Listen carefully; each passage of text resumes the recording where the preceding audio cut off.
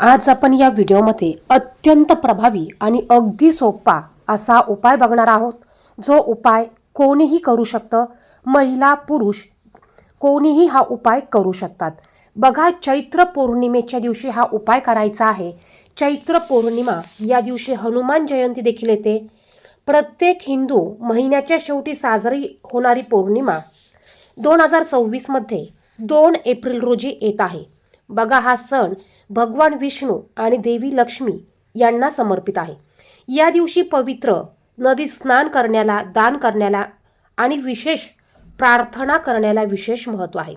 पौर्णिमेच्या दिवशी माता लक्ष्मीला प्रसन्न करून घेण्यासाठी तुम्ही अनेक उपाय करू शकतात. यामुळे माता लक्ष्मी प्रसन्न होतेच, आणि पौर्णिमेच्या दिवशी जर का आपण भगवान श्री हरी विष्णू यांना प्रसन्न करण्यासाठी काही सेवा केल्या तर बघा, माता लक्ष्मी देखील आपोआप प्रसन्न होत असते. त्याचप्रमाणे या दिवशी हनुमान जयंती असल्यामुळे या पौर्णिमेला अधिक महत्त्व प्राप्त झालं आहे.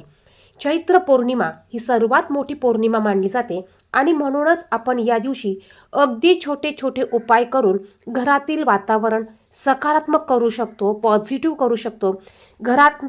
घरातून अलक्ष्मी, नकारात्मक ऊर्जा आपण बाहेर काढण्याचं काम करू शकतो. बघा, आपल्याकडनं जरी मोठे मोठे उपाय, मोठ्या मोठ्या सेवा जरी होत नसतील ना, तरी देखील आपण विशिष्ट तिथीला, विशिष्ट दिवशी हे छोटे छोटे उपाय आपण जे करण्यासारखे आहेत ते आपण सर्वांनी आवर्जून केले पाहिजे.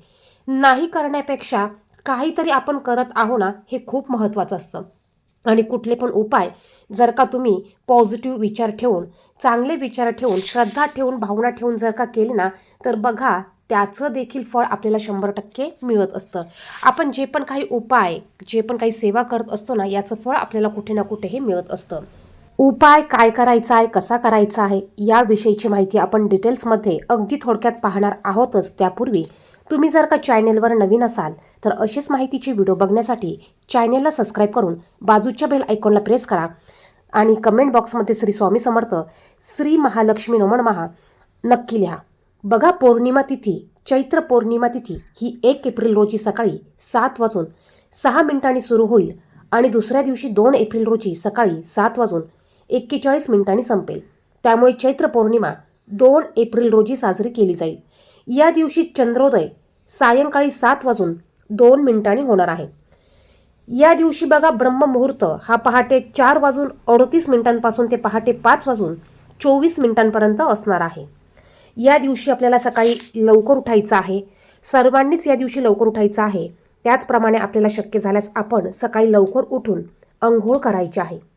अंघोळ करताना आपल्याला अंघोळीच्या पाण्यात पौर्णिमा असल्यामुळे आवर्जून थोडीशी हळद, गंगाजल नसेल तर थोडंसं गोमतीर पाणी टाकायचं आहे किंवा पंचगव्य टाकायचं आहे. त्याचप्रमाणे हनुमान जयंती असल्यामुळे आपण एक पिंपळाचं पान अंघोळीच्या पाण्यात टाकू शकतो. आता पिंपळाचं पान तुम्हाला अगोदर आदल्या दिवशीच आणून ठेवायचं आहे.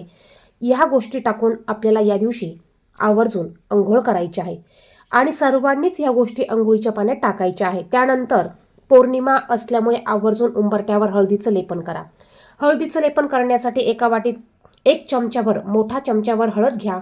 तुमच्या उंबरठ्याला पुरेल इतपत 1 ते 2 चमचे हळद घ्या. त्यात थोडासा कापूर कुस्करून टाका, गंगाजल टाका, गुलाब पाणी असेल तर गुलाब पाणी टाका, गोमतीर पाणी असेल तर थोडंसं गोमतीर पाणी टाका, आणि थोडंसं स्वच्छ पाणी टाकून याची पेस्ट तयार करा. आणि ही पेस्ट आपल्याला आपल्या घराच्या मुख्य उंबरठ्याला लावायची आहे. यामुळे माता लक्ष्मी आपल्या घराकडे आकर्षित होते. माता लक्ष्मीला हळद प्रिय आहे. भगवान श्री हरी विष्णू यांना देखील हळद प्रिय आहे. यामुळे आपल्या घरात माता लक्ष्मी अखंड वास करते. त्याचप्रमाणे हळद नकारात्मक ऊर्जा नष्ट करते. कुठल्याही प्रकारची वाईट बाधा, वाईट शक्तीला घरात प्रवेश करून देत नाही.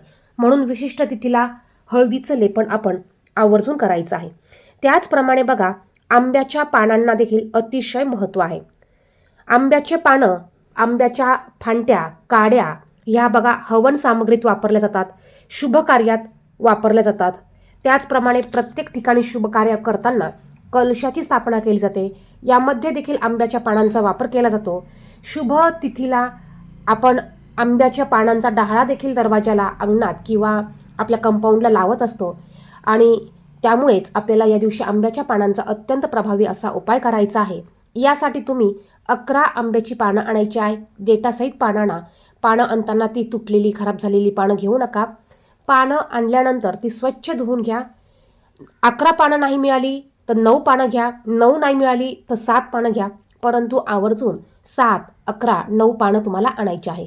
त्यानंतर आपल्याकडे सिंदूर असेल तर सिंदूर घ्या किंवा कुंकू घ्या. ते ओलं करून आपल्याला प्रत्येक पानावर श्रीराम श्रीराम असं लिहायचं आहे. आणि त्यानंतर या पानांचं एक तोरण करायचं आहे. एक दोरा घेऊन ह्या दोऱ्यामध्ये आपल्याला या पानाच्या देठाला गाठ मारून एक तोरण करायचं आहे. आणि हे तोरण आपल्या दरवाजाच्या मुख्य दरवाजाला लावायचं आहे.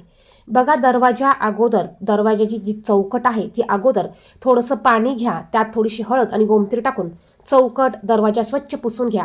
त्यानंतर हळदीचं लेपन करा आणि आंब्याच्या पानांचं तोरण लावा. यानंतर तुम्ही तुमची देवपूजा करू शकतात.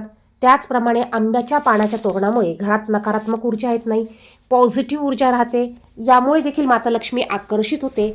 तर पहा, जेव्हा आपण असे छोटे छोटे माता लक्ष्मीला प्रसन्न करणारे उपाय करतो ना, त्यावेळेस माता लक्ष्मी प्रसन्न होते, श्रीहरी भगवान विष्णू प्रसन्न होतात आणि यामुळे आपल्या घरात असलेली अलक्ष्मी निघून जाते. नकारात्मक ऊर्जा कमी व्हायला लागते, दरिद्री कमी व्हायला लागते. पैशाच्या अडचणी असतील तर त्या हळूहळू कमी होण्यास मदत होतात. आर्थिक अडचणी कमी होतात. पैशाचा ओघ आपल्याकडे येऊ लागतो. माता लक्ष्मी स्थायी स्वरूपात आपल्या घरात अखंड वास करते आणि म्हणूनच प्रत्येक तिथीला खास करून पौर्णिमेला आपण हे उपाय आवर्जून करायचे आहे. व्हिडिओ आवडला असेल तर व्हिडिओला लाईक करा, शेअर करा. चॅनेलवर नवीन असाल तर चॅनेलला सबस्क्राईब करा. धन्यवाद.